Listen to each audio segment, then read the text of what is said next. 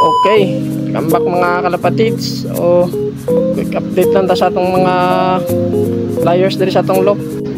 Okay, mauna din na atong mga flyers diri oh.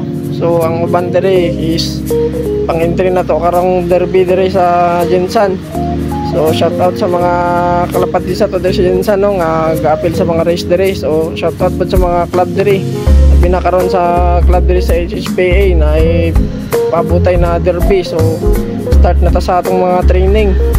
So karon atong mga langgam diri is grabe, ugaw kayong loop diri sa atong mga langgam. Lagi na to na hinluan kay grabe ka busy. So mo ni karon mga atong mga flyers. So ang uban diri mga breeder na lang ni sila.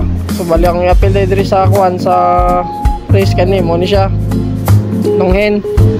Mas kanang mga white light na to dra ug mga blue bar basta mga appeal na to na dra. Maupat siguro itong i-appeal kung makaya.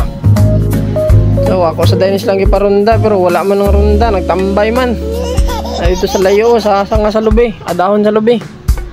Bugoy na kayo na sila, so kailangan na ginako na sila ikuan, imitos kay di na kayo mang lupad. Sige na lang sila tambay dito sa ako ano. So sudlo na ako sila guys.